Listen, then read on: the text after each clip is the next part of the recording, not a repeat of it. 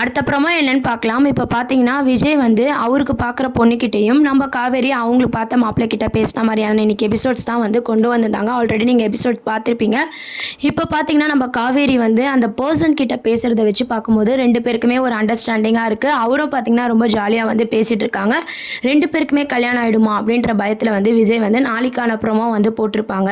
காவேரி ரொம்ப சந்தோஷமாக சொல்லுவாங்க, 2 பேருக்குமே நிறைய அண்டர்ஸ்டாண்டிங் இருக்குது, எனக்கு ரொம்ப பிடிச்சிருக்கு அப்படின்னு சொல்லிட்டு. இதை கேட்டதும் விஜய் வந்து ரொம்பவே டென்ஷன் ஆகுறாரு, கோவப்படுறாரு.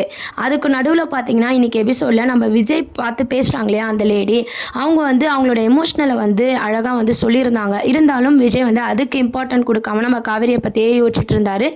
ஏன்னா காவேரி அவரோட ஒய்ஃப் ஓகே, பட் இருந்தாலும் இந்த மாதிரி தேர்ட் பர்சன் வந்து அவங்க ஃபீலிங்ஸை சொல்லும்போது கொஞ்சமாவது அதுக்கு மதிப்பு கொடுக்குற மாதிரி இல்லாமல் விஜய் வந்து அவரோட டென்ஷன்லேயே வந்து அவர் இருக்கிற மாதிரியும் இந்த லேடி வந்து அவங்களோட எமோஷ்னலை வந்து ஷேர் பண்ண மாதிரி எபிசோட்ஸ் வந்து கொண்டு போனாங்க. பார்க்கவே வந்து கொஞ்சம் போரிங்காகவும் இரிட்டேட்டிங்காகவும் தான் மூவ் ஆகிட்டு இருந்தது.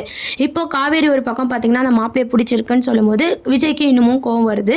இதுக்கப்புறம் தொடர்ந்து எல்லாருக்குமே வந்து பெரிய ஷாக் கொடுக்குற மாதிரி தொடர்ந்து நம்ம காவேரி வந்து அந்த மாப்பிள்ளை கிட்ட பேசுகிற மாதிரி அவங்க 2 பேரும் பேசி பழகிற சீனை பார்த்து நம்ம சாரதாமா விஜய் வந்து கடுப்பாகிற மாதிரி கொண்டு போவாங்க. லாஸ்ட்டாக ஃபைனலாக தான் பார்த்தீங்கன்னா சாரதாம்மா ஆல்ரெடி காவேரிக்கு மேரேஜ் ஆன விஷயம் இந்த மாதிரி பழசு எதுவும் ஞாபகம் இல்லை அப்படின்ற மாதிரி அந்த மாப்பிள்ளை கிட்ட போய் சொல்கிறது மூலமாக தான் பார்த்தீங்கன்னா இதுக்கு ஒரு புல் ஸ்டாப் வைப்பாங்க. அது வரைக்கும் பார்த்தீங்கன்னா கொஞ்சம் வந்து போரிங்காக தான் கொண்டு போயிட்டுருப்பாங்க. இதுக்கப்புறம் பார்த்தீங்கன்னா ஸ்கூல் ரிலேட்டிவான அப்டேட்ஸ் அதுக்கான ப்ரோமோவை தான் வந்து மூவ் பண்ண போகிறாங்க.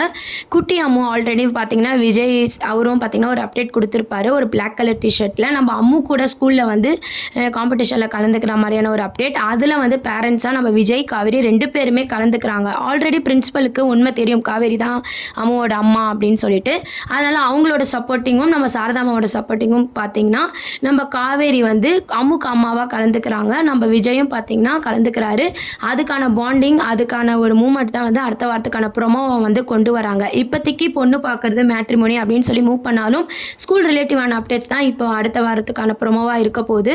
அம்முக்கு பேரண்ட்ஸாக காவேரியும் விஜயும் கலந்துக்கிட்டு ஒருத்தருக்கு ஒருத்தர் புரிஞ்சுக்கிட்டா நல்லாயிருக்கும். காவேரி எப்படி விஜயை புரிஞ்சுப்பாங்க அப்படின்றதெல்லாம் வெயிட் பண்ணி பார்ப்போம். இந்த மகாநதி சீரியல் பற்றி நீங்கள் என்ன நினைக்கிறீங்க? நம்ம காவேரி வந்து இப்படிலாம் பண்ணிட்டு இருக்கிறது உங்களில் எத்தனை பேருக்கு கஷ்டமாக இருக்குது அப்படின்றதெல்லாம் கீழே கமெண்ட் செக்ஷன் சொல்லி சேனலை மறக்காமல் சப்ஸ்கிரைப் பண்ணுங்கள். தேங்க்யூ.